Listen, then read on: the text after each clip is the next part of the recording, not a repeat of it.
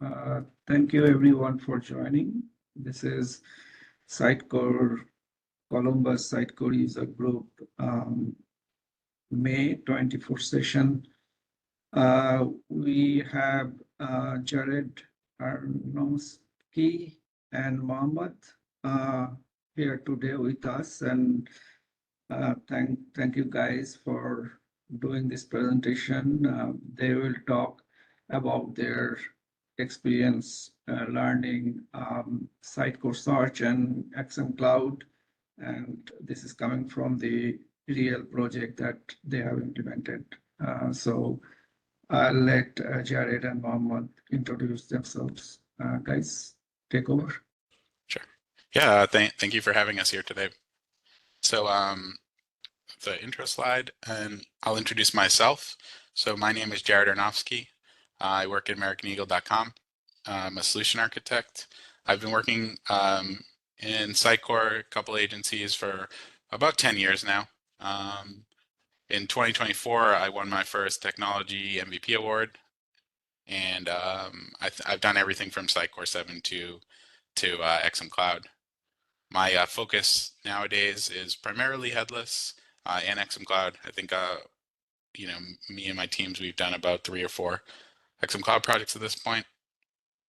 And some fun facts about myself is I like to collect vintage action figures like He-Man, G.I. Joe, Ninja Turtles, Transformers, stuff like that. So I'm really into that, wrestling figures. And I live in the greater Boston area with my wife and my 4-year-old son. I'll let Ali introduce himself. Hello everyone, my name is Mohammad Ali Khan. I'm from Karachi, Pakistan. Working with Sitecore for now a decade. I've worked on almost all versions of Sitecore except 7.2. Currently I'm working on headless solutions. And recently I cleared Sitecore 10 and XM Cloud certifications as well. Outside of the work, I love gardening and enjoy with the family. And that's it from my side, a little intro. Thank you. All right, so what I'm going to do here is we'll get into our presentation. So this is Sitecore Search and XM Cloud Experiences and Learnings. This is what we did for our most recent Sitecore Search and XM Cloud project. Just want to lay some of the groundwork of what the technology was and what it was. So we did a Next.js headless application. We based it on the Sitecore starter repository. And then internally at American Eagle, we have our own starter that we base off of that. So that's the background of the project. We did use Netlify for hosting the front end. We're not really going to get into anything there in this presentation. If you have questions or something, you can ask us at the end, but everything we're showing you is applicable if it was Netlify, Vercel, etc. We're not really diving into that part of it. This is what worked for us. XM Cloud in Sitecore Search is constantly evolving. It's a SaaS product. So even though we built something in a project with best practices in mind, just keep in mind that things are changing, and if you watch this video in a year and a half, it might not be the optimal approach anymore, or things have changed. So this project specifically that we did was on XM Cloud and Netlify. We had 6 unique sources. We had sources from Salesforce. We had sources from other proprietary CMSs outside of the Sitecore ecosystem. In fact, all of the sources, none of them were related to Sitecore in the traditional CMS sense. We had 3,000 to 6,000 PDFs, and we did content in 44 languages. So the learning and experience that we're going to share is from Ali and myself, delivering that project and what we've figured out. We have obscured some of the data and simplified some of the concepts a little bit just to share easier, but everything we did here is what we used. So just giving a quick, what is Sitecore Search? Maybe some of you are new to it. Sitecore Search, this is, as Sitecore defines, Sitecore Search is an AI-driven headless content discovery platform that lets you create predictive and personalized search experiences across multiple content sources.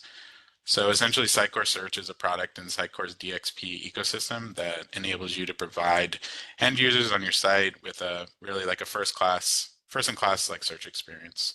It's a good fit for Sitecore XP, XM Cloud, or really any website. It's agnostic to the platform. If you can crawl it, if you can get in from an API, if you can extract that data, it can get into Sitecore Search, and we can search against it. And Sitecore Search has the ability to unify search experiences across multiple sources. So for, like I said, for this project, we had multiple different sources. Maybe one was in Salesforce, one was in another CMS, one was a member website, a portal website, etc. And you can bring them all together and search against them in one unified approach. One thing I like to do is just bring up Rich. So we have the opportunity to work with a partner technical advisor on Sitecore. So when you embark on an XM Cloud project, or you embark on something else in the DXP ecosystem, Sitecore assigns you a PTA, a partner technical advisor. Sometimes you have the opportunity to work with them multiple times. So I've worked with Rich maybe on 3 or 4 projects at this point, and this is just a great thing that Sitecore offers. I really enjoy working with Rich and the whole team. Essentially, they just offer technical guidance and expertise. Many of the people that are PTAs or former architects or technology implementers themselves, and they're just like a soundboard for your thoughts and ideas. And Rich and his team absolutely instrumental to the success of this project. So I'd just like to give Rich a shout out every time we do a presentation. So the agenda today, the agenda today, we're going to talk about the Sitecore Search SDK. Ali will handle this. He'll talk about integrating the Sitecore Search React SDK, extending the Sitecore Search React SDK, and the search configurations. And for myself, the second half of the presentation, I'm going to talk about the Sitecore Search data crawling. So Sitemap data crawling and extraction, multi-language sitemap data crawling and extraction, and then how we handle PDF metadata crawling extraction. And again, in my 3 examples, we'll give real life scenarios of what we did and how we accomplished them. So I'll hand it over to Ali. Let me stop sharing real quick.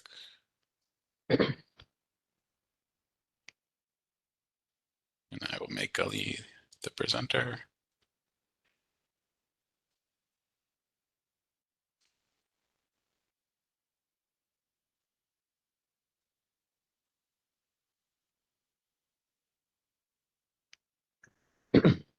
Thanks, Jared.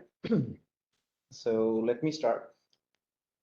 So starting with the integration of Sitecore Search. So very first thing, we have 2 approaches to integrate Sitecore Search. The very first approach is to use Sitecore Search REST API, which we can consider when we are working in non-React based projects such as .NET or any other non-React based platform. So there are a couple of REST APIs which we can utilize in order to integrate Sitecore Search using REST APIs. So we have customer engagement console available on API Explorer is available on CEC portal, where we can explore these REST APIs and test everything out. The second and the most recommended approach is to use Sitecore Search React SDK. The good part is it covers a variety of use cases, like it has built-in pagination functionality, facets functionality, and so on and so on. So in order to use Sitecore Search SDK, we have to make sure that a couple of prerequisites are met. Like we should have access to the Sitecore Search portal itself, and we should have configured a couple of prerequisites, like we should have sources available on Sitecore Search portal. Moving forward, when we integrate Sitecore Search SDK, there are 2 main packages, NPM packages basically. One is Sitecore Search React and Sitecore Search UI.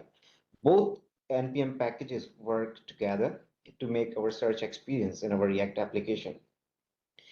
Once we have installed these packages, the very first step is to wrap our application root I mean, if you're working on Next.js, usually app.tsx is the root of the application. So widget provider is the main entry point to configure the Sitecore Search SDK, where we can supply customer key, API key, and the environment. So this is the very first step to configure the Sitecore Search SDK. Once we have configured the widget provider, then we can use query hooks. There are certain query hooks available in the SDK, but the most commonly used React query hook is use search results, which is mainly responsible to get your parameters, search parameters, and return the data search results against those parameters. If you look at this code snippet on line number 6 to 9, we are passing sort type, page, default page, items per page, and key phrase. So these are the default parameters which we can pass and retrieve the data against. One thing I noticed when I was integrating this Sitecore Search SDK, the default key, when we do not pass any, let's suppose we pass any empty string, it doesn't return anything. So the caveat here is we can use asterisk as when we do not have any search query or key phrase, we can just pass asterisk and it will return all of the data without any other facet. So this is the thing which we implemented in our React implementation. So this is in this screenshot, you can see this is the sample response from the use search results query hook. It returns all of the event handlers like on item click, on filter click, sort change, facet click. So most of the built-in methods are available for us to use. Similarly, in the data section, we have facets available against the search criteria we have provided, and the content we retrieve all of the search results.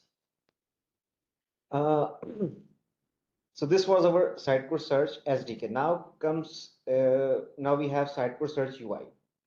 Once we have data, I mean, when you have used query hook, we will have the search results against this content object and facets object.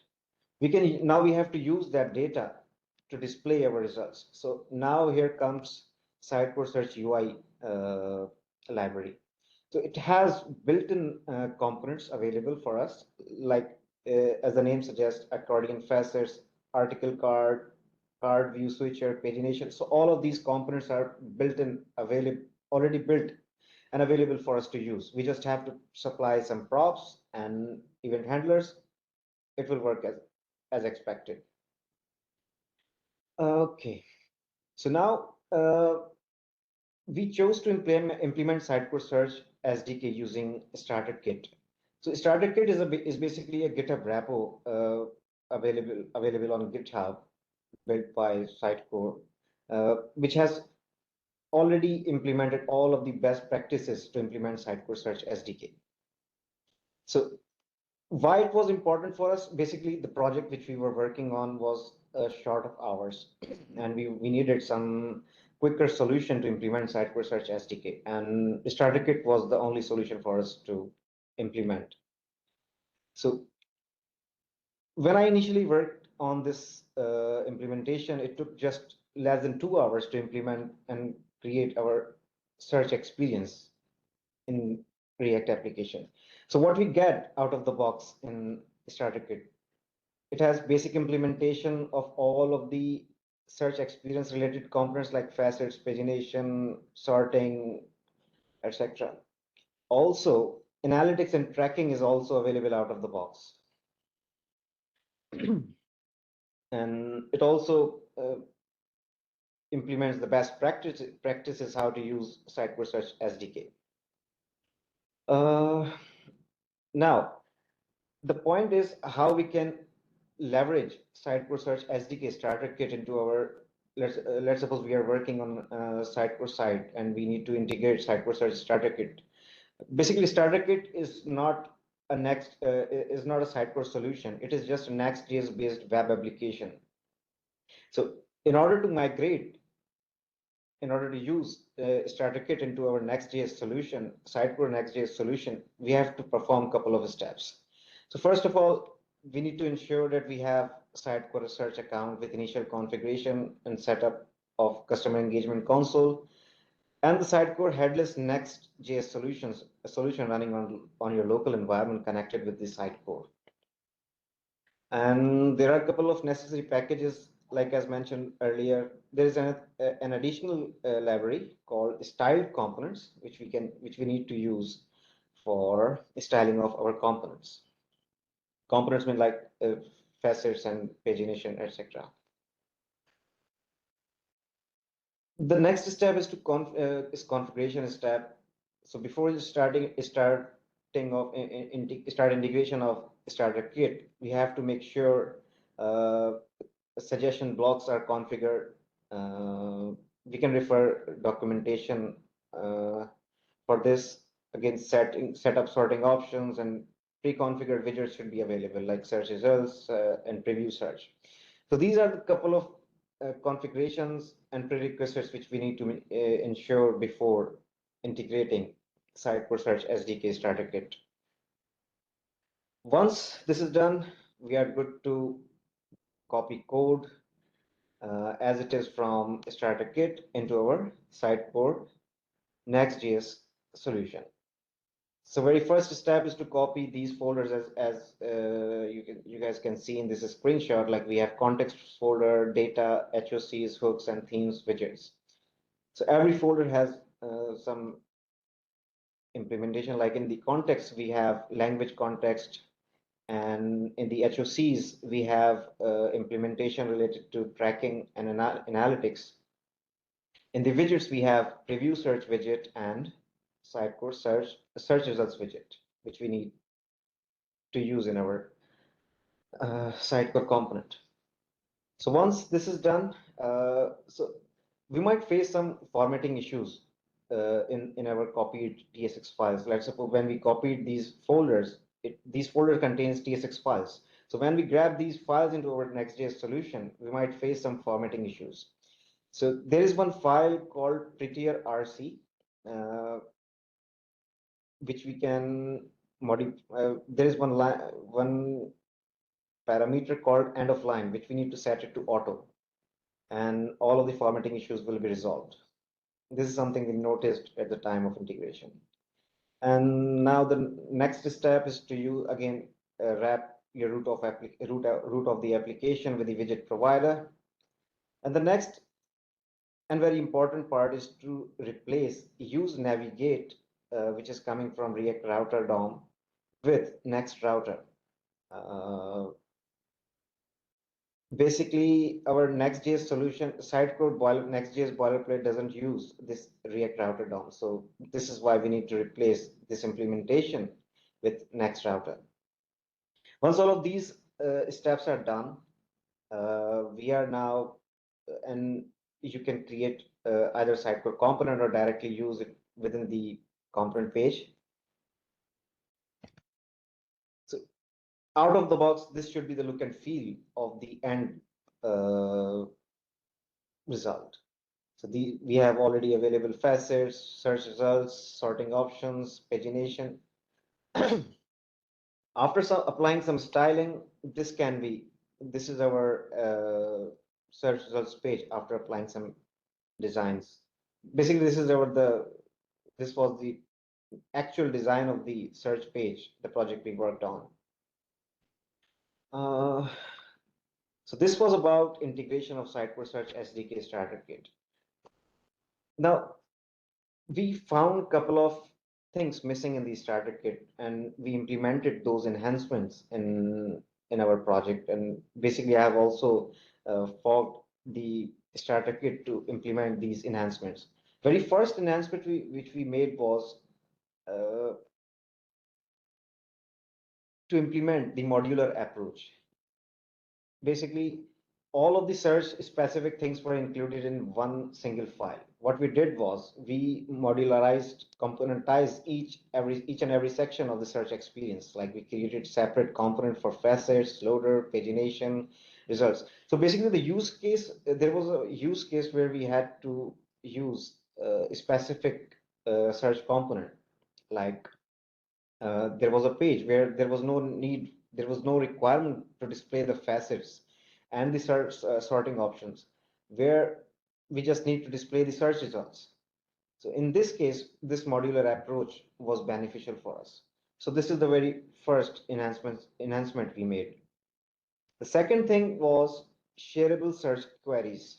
This was something missing in the starter kit, and the goal was to make the searchable queries where we can append whatever the selection is. Let's suppose you are selecting any specific facet, it should get appended to the browser URL. And when you refresh it, if you can share it with someone else, your search experience should remain pre-selected. So these are the couple of methods which we override.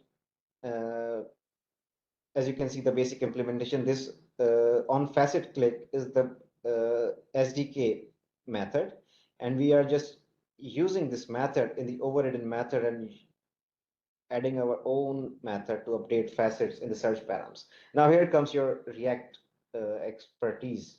How you can the basic goal of this method is to append and remove the facets based on your selection.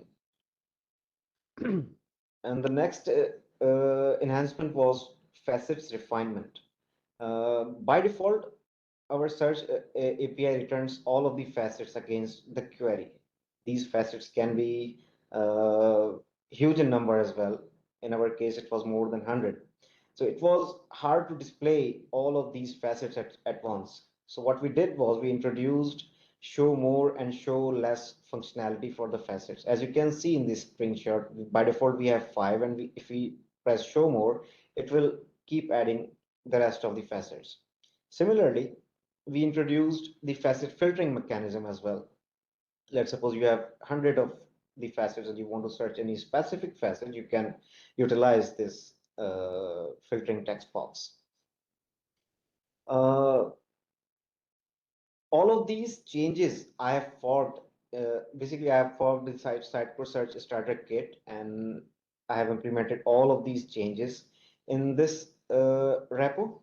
And I have also written one blog post regarding these enhancements. So this is the URL. I will share the link in the chat as well, so you guys can visit and see this GitHub repo. So I think this was this is great, Mohammed. So I have a question. Yes, please. Before we go, Jared's part. So this is the code that you got from Sitecore, which was purely React, right? And you said that you had to actually move it to the Next.js. So how easy was that? Was there a lot of challenges, or it was pretty quick? No, basically, I have not. The starter kit was already on Next.js. What I did was I just cloned that. Okay, but you said that the route the starter kit had a React router, right? But you had to actually change that to Next.js router. I thought that's why I thought that is a React application rather than Next.js. No, in Next.js application, we can use React Router DOM, but in Next.js, Sitecore Next.js boilerplate, there is no such implementation, because there was in Sitecore Next.js boilerplate, we are using dynamic routes. So that is we cannot use React Router DOM in our Next.js Sitecore solution. That was the only reason we had to remove React Router DOM implementation from the starter kit code which we grabbed. If you go back, Ali, to that one slide of your steps. So Madri, if you look at, you just passed it. Yep. Whatever, the steps like 1 through 6, I think you just had it.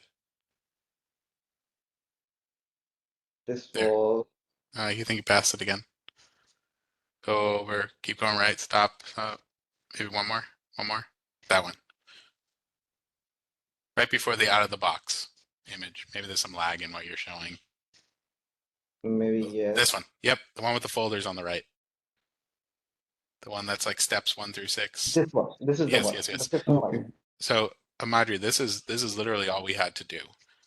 I really think like once Ali had that repo up and running, like locally, and we knew that that thing worked on its own as its own application, then we had to just figure out how did we take that in the standalone application that Sitecore gives us in a different repo, and then make it work in the starter XM Cloud Next.js repo. And then all we had to do were these 5 steps, and I think Ali did it in like a half a day or something, just Okay. by following these steps. So it was pretty easy. The most challenging part being figuring out step 5 that he said of replacing some stuff.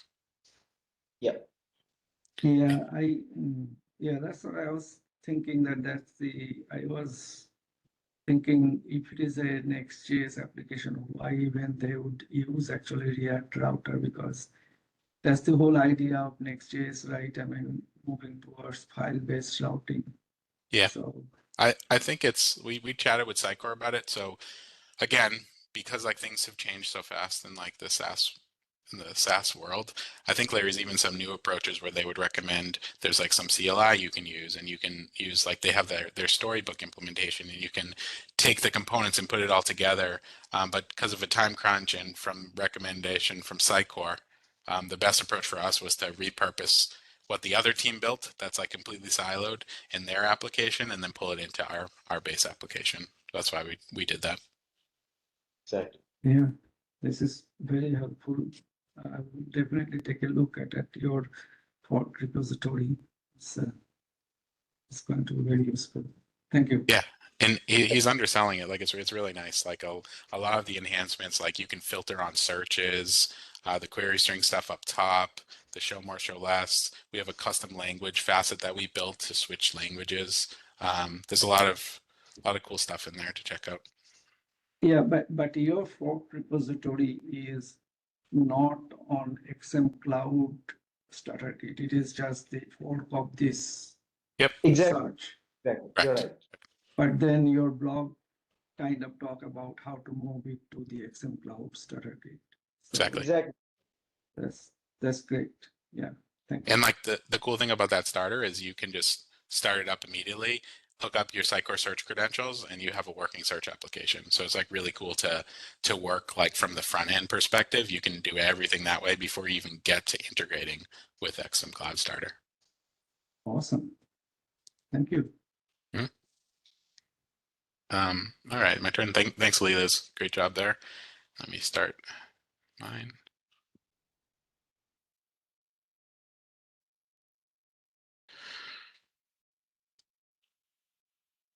Okay, does everyone see my screen? Yep. Yes. Okay, so you know, as Ali talked about, step 1 was figuring out how do we get Sitecore Search working in our application, and hopefully you all have learned something from that. Check out his code in the repo if you'd like to see some more.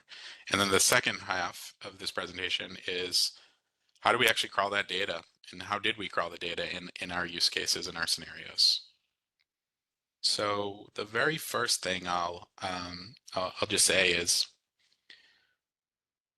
when you're coming at 6 different sources in many different systems that you do not have access to, meaning there are different vendors that or different agencies that controlled these other CMSs, Salesforce, whatever we're crawling.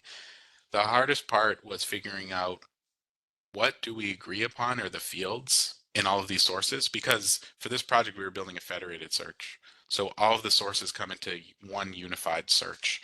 So how do we look at all of this data across all of our systems, standardize the approach of what fields are necessary so we can have this nice federated global search, and then how do we expose that data so then we can search it? And for this project, just figuring this part out was harder than, I won't say harder, was more time intense than doing the actual implementation of building it out. So we had, like I said, we have many sources, and we had stakeholders that are in charge of those sources, and everyone has a say in what's going on. So just really bringing it all together, consistency, and a big thing was like we talked with tech individuals from the client side, and just a shift in mindset from like doing something with Solar or something in the XP world where we have computed indexes and stuff, just different ways of thinking where we're not doing that anymore. So I'll dig into some more examples in a couple other slides, but something else I want to bring up, like we've had challenges with sitemaps. Like I know a lot of us have been in this world for a while, but it might surprise some people to know that a lot of websites don't have sitemaps that are constantly updated. Some don't even have any that work.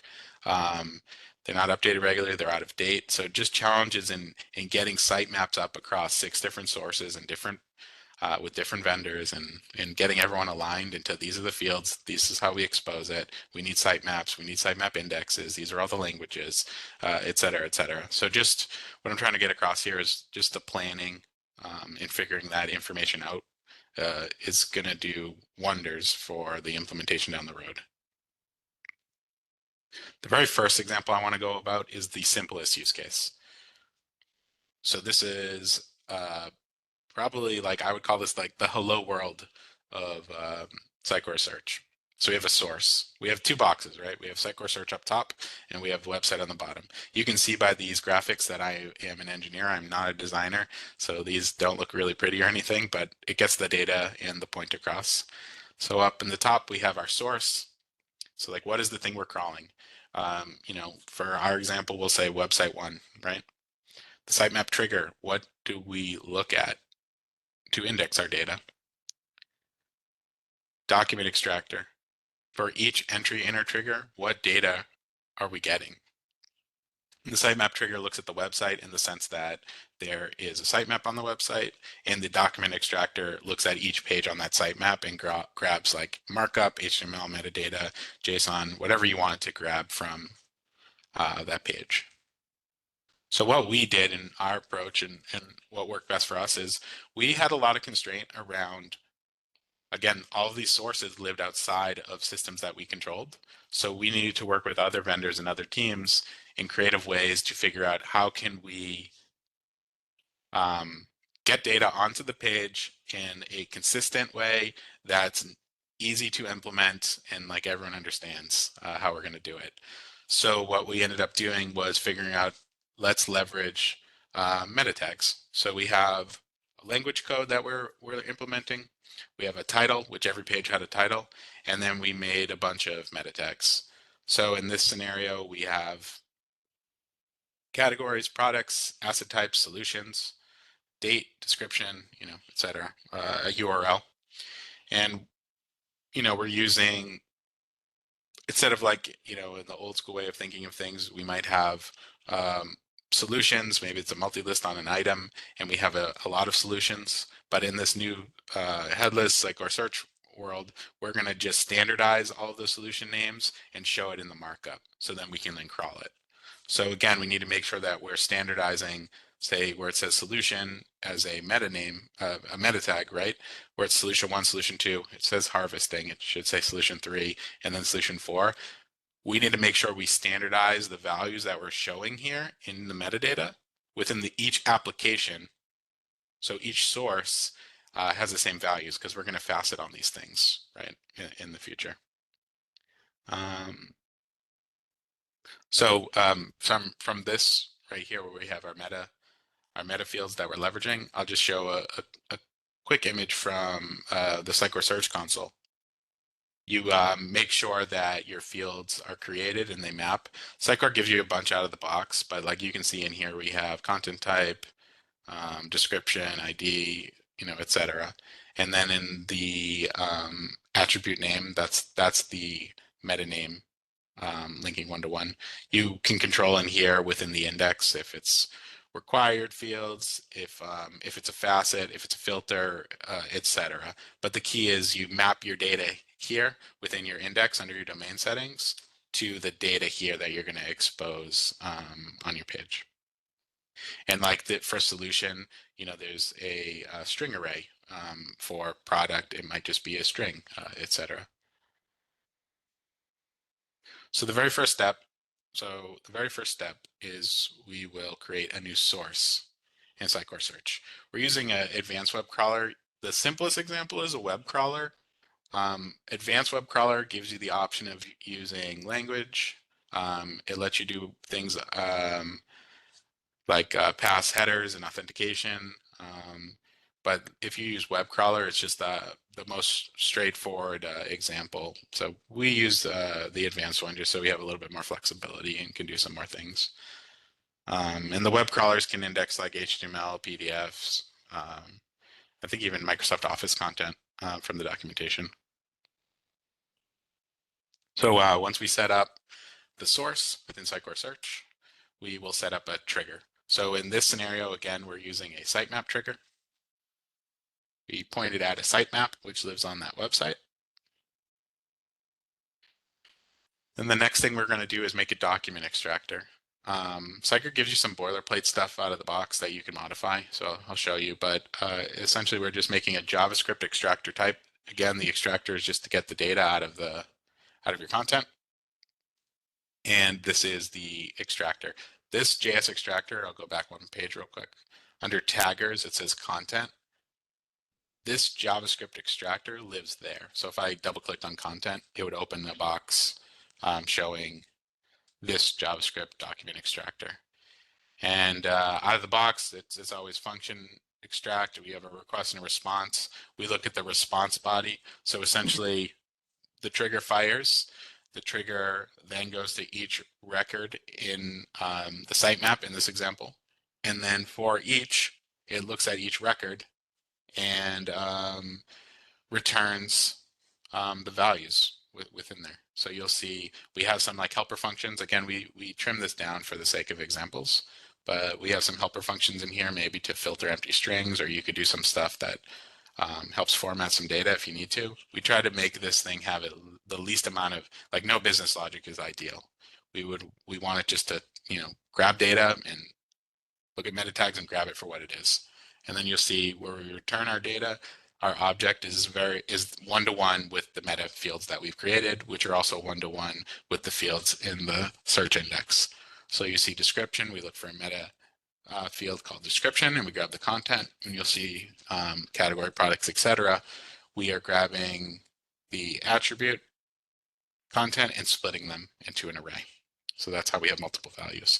And then certain scenarios, we are hard coding them, such as type. You can have any logic in here.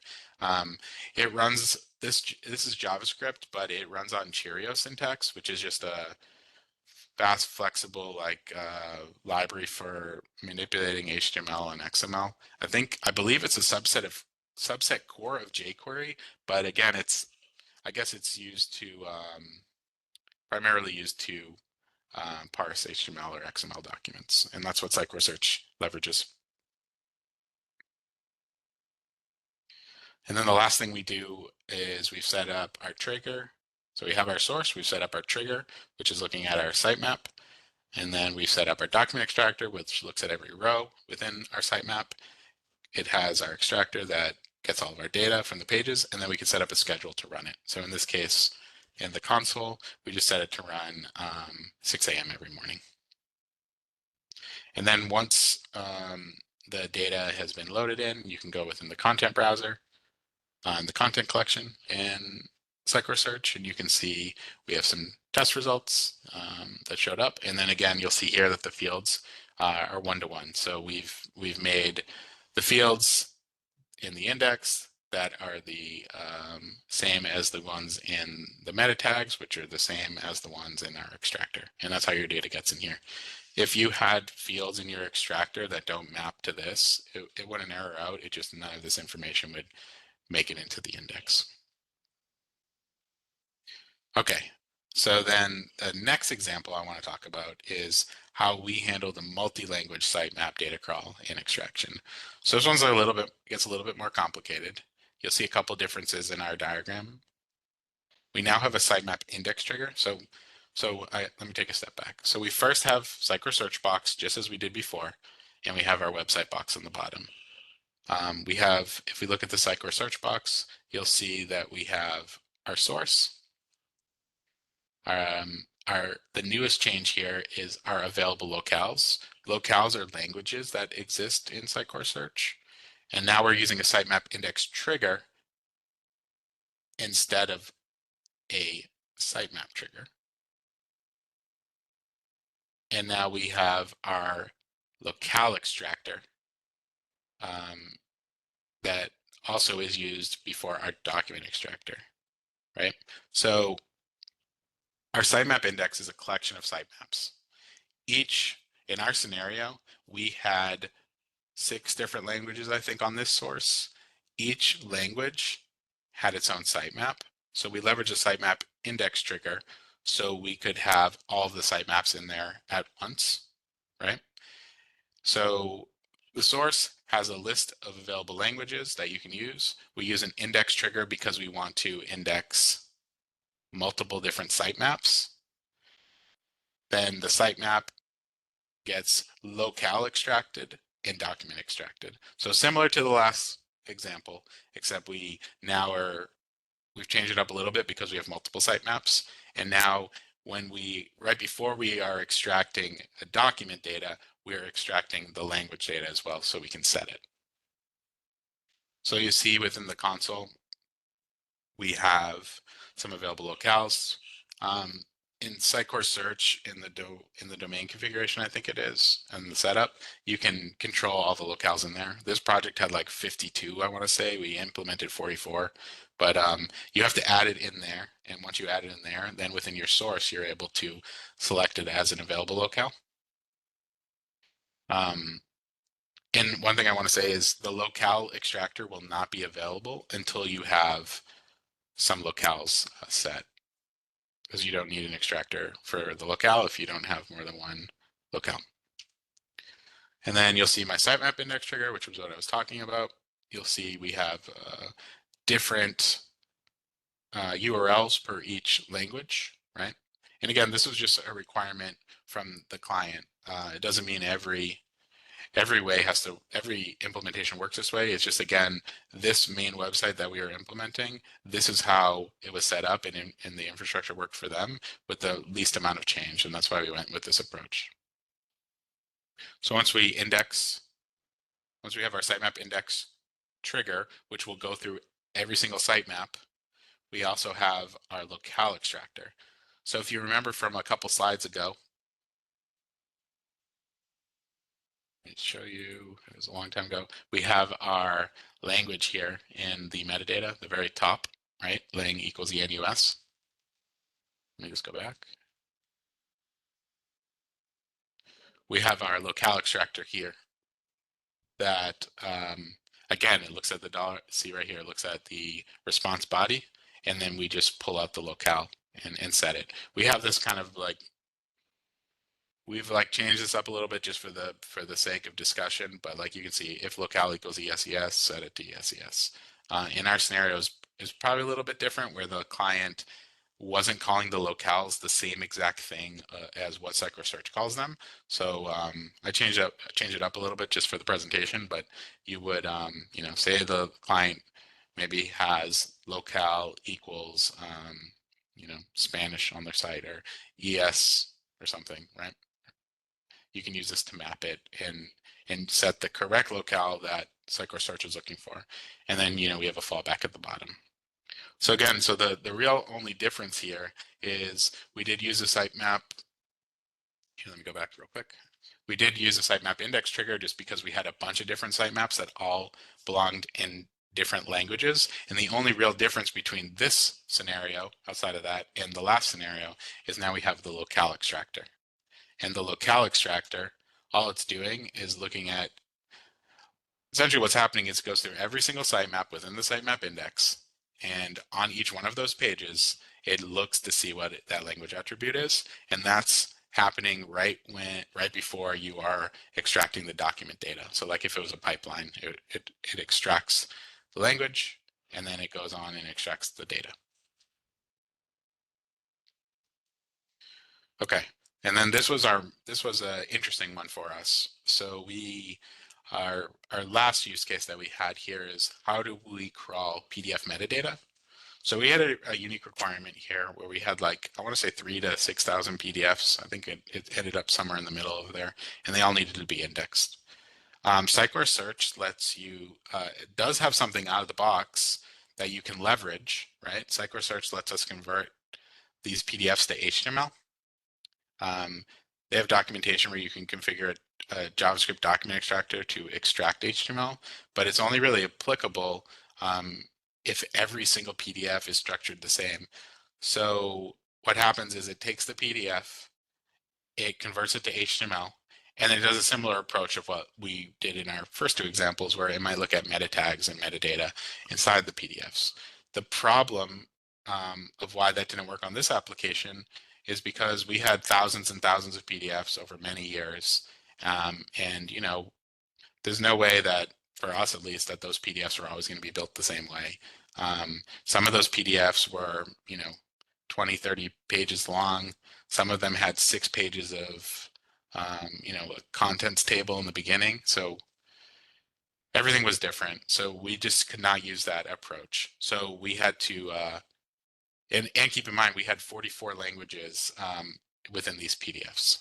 So we had a discussion with Sitecore, we had a discussion with the client, and we decided to focus just on the metadata of those PDFs and just define what that metadata is to help users search and discover them. There's also some like limitations where I think it was like 8,000 characters that you could get max into a field. So if you're going to index, a whole body of a PDF, 8,000 characters goes pretty fast when you have a lot of big characters. And then, like I said, we had a lot of table of contents and stuff in the beginning. So you would just kind of get junk data because every PDF might have the same style table of contents, and it's not really that useful. So we worked with the client and figured out, what's a better solution for us and how are we going to do it? And that's what we got here. So we have, similar to the last example, we have our source up top. We have available locales. We are using now, so here, I'll take a step to the right. We have our locale extractor and our document extractor. Everything there is the same. The only thing that's changed here is now we're using a JavaScript trigger, and we've made an HTML listing page of data to crawl and get. So what does that mean? So again, this is a little crude, it's not styled, but essentially what we did is the client made a couple of these with thousands of rows of data. In their system, they were able to grab all of their PDFs. It's similar, it's like kind of very similar to like Content Hub or something, right? Where you have a PDF and you have a bunch of fields, and those fields might contain product information, category information, what type of asset is it, a description. So they had all of this in that CMS already that we could leverage. So we were able to work with that vendor for that CMS to build out these tables.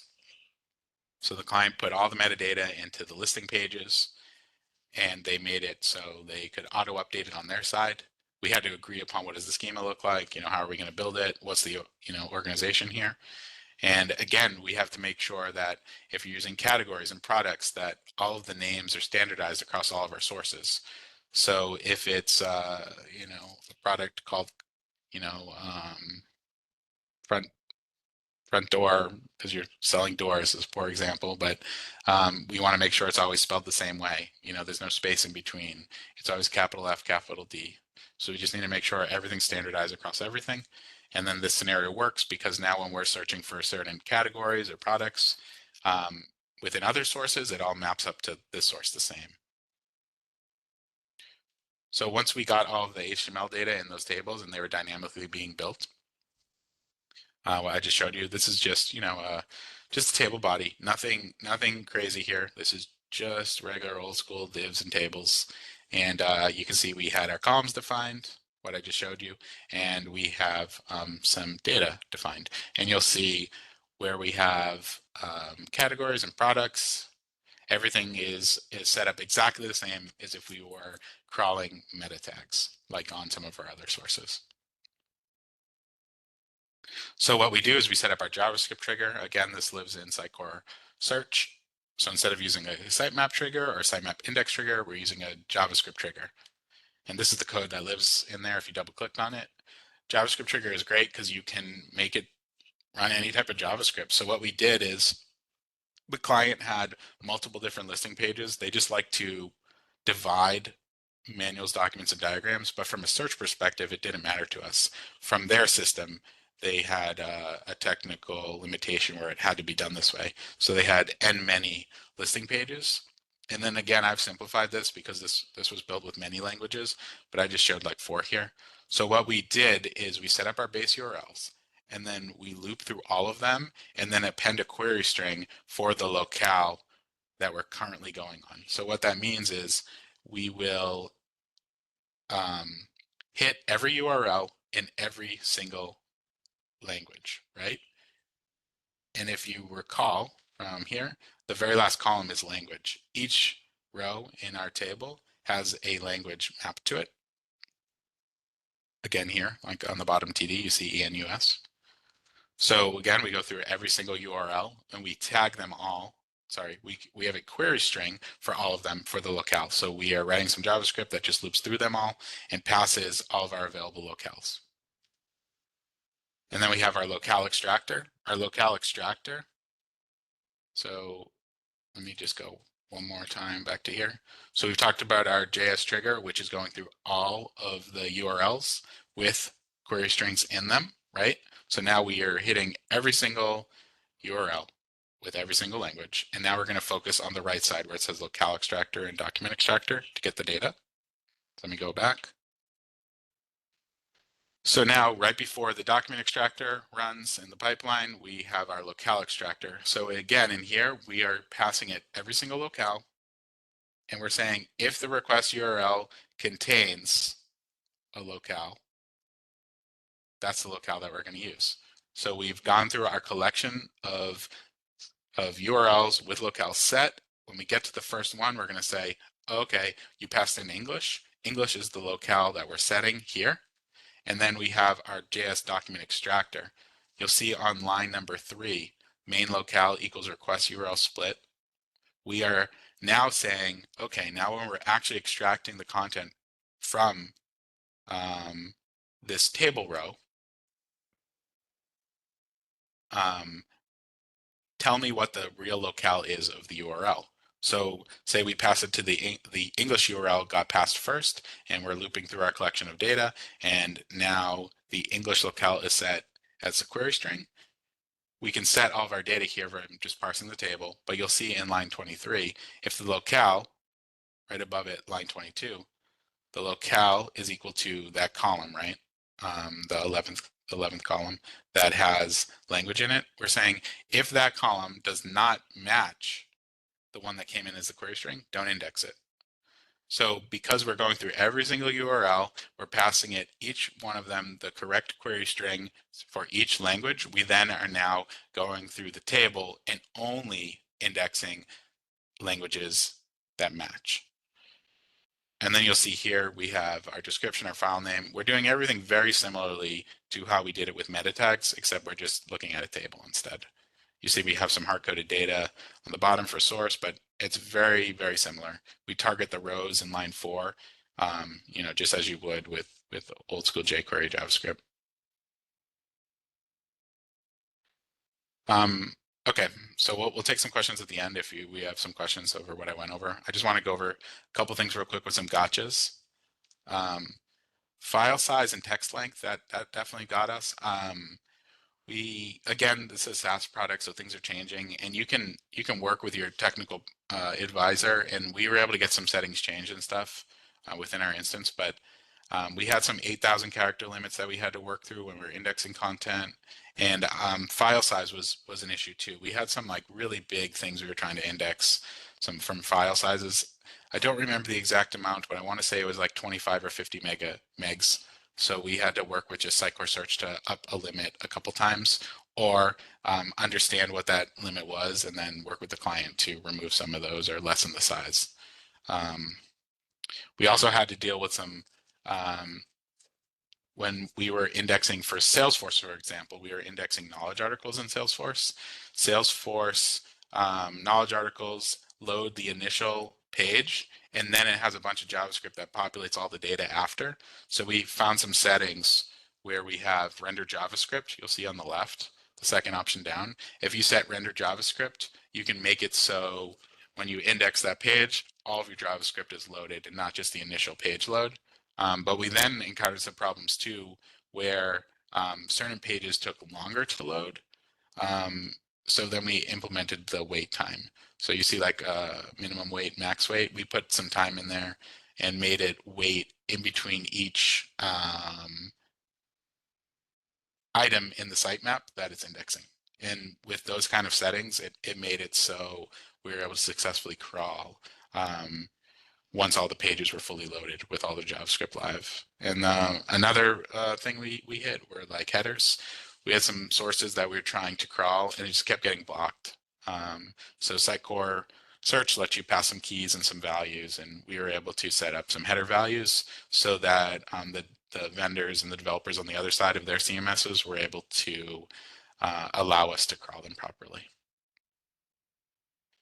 And yeah, I know I just said a bunch of things, but if anyone has any questions, happy to field them. It could be about anything I talked about or anything Ali talked about. We have only 3 minutes. I'll let the audience, if anyone has any question. Yeah, I have a question. Hi, this is Jason from ACA. To make this quick, we are currently using SearchStack, and so I think you might have already addressed this, but I don't think I quite got it. So please bear with me. We also have a lot of external data sources. Some of them are just plain JSON responses. Some of them are like an FTP server, a file. Mhm. What exactly did you do to standardize the outputs? Did you use meta tags or something? Yeah, so standardize the outputs from the websites or from like what specifically you're talking about? Like from all the external data sources, like did you actually work with the teams who owns the services and sort of agreed on a certain format, or like how did you handle it? Yeah. So I wanted to show this in the presentation, but I can't because it had too much information on it. But essentially what we did is we had a big spreadsheet where we worked with every single vendor. So like the very first thing is we would figure out, okay, well, what are our sources? What are those websites? What are the technologies that they run? Then we would work with the teams that own those technologies and those websites, and then we would talk to their development team, and then we would agree upon these are all the fields that we want within your index across all of your sources, right? We figured that out first with the client. Then we would figure out how can we expose them as meta tags, or in my last example, the listing page, how can we expose them across all of your systems? And then how can we standardize it across all of those systems? And we had to work with each team one by one until they could get it implemented. And we did it kind of like a waterfall where like we would work through one source while something's happening in planning while we're already unblocked on a different source and just carry on. But we ended up making a huge document that shows these are the field names. These are where it lives in the legacy CMS. This is how it's rendered on the page. This is how it's mapped to the field in the index. And then we had that for all of the sources and had this big gigantic document. Does that answer what you're asking for? Yes, it does. It was honestly the hardest part of the project from my perspective, like the most time consuming. I think we spent 3 or 4 times the amount of time doing that than it took to do the actual implementation. Okay. Any other And questions? this next question out there, I'm not sure if it makes a lot of sense, but are you familiar with SearchStack? Just a little bit. Just a little Okay. bit. I've never implemented with it. I've done quite a few Coveo implementations. I've done Sitecore Search. I've done my fair share of Solar, but I haven't used Search Stacks specifically. But I will say you can also leverage. I didn't show it in this because we didn't do it in this project, but in another project, you can crawl API data, JSON data, and it's very similar to the approach with the PDF listing page. Instead of having a PDF listing page of HTML data, you could just have some JSON data and crawl it the same way and pull it all in. Do you have a like a limitation or something in search stacks? Are you trying to figure out how to do something in it, or? No, not really. I'm just trying to understand if Sitecore search has any significant advantages over search tag. But I guess that's a question for another day, I suppose. Yeah, that's probably a whole Um, conversation. Yeah, it's 1 minute over the time, but I think search tag approach it differently because Sitecore search is actually crawling the site. Search text is like, it can go to your Sitecore data items and stuff like that.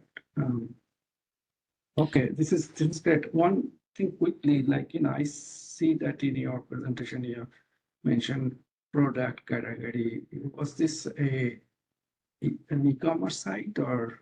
This was a manufacturing. They made like a bunch of parts and guidance systems in manufacturing for equipment. Okay, so this is not like, okay, so they have product descriptions and product pages and stuff like that. It's not really e-commerce. So they had Right. that, but their biggest thing was they had lots of knowledge base, lots of articles, lots of manuals, user manuals in different languages of how to use their products. They had EXEs that you could download. They made like guidance systems. They machined things, but yeah, it was more along the lines of like having one federated search to align all of their properties. So users had to previously go to each individual system that was made by different development teams, and all of those searches worked differently. And we just wanted one unified search so everyone could find whatever they needed in one spot. Right. So it's more of a content, not like, Yeah, product. no. Yeah, exactly. Like they use product as a facet. So like if you were looking for manuals for a specific product, you could facet off of that product. Or if you were looking for certain categories, such as, I don't know, I'll make up something like refrigerators or something, right? You could do that, or like refrigerator 1 or refrigerator 2, or like the, super frozen freezer or something, whatever it was, like products and categories were for that. Yeah. So you force them to actually add all the meta tag Yes.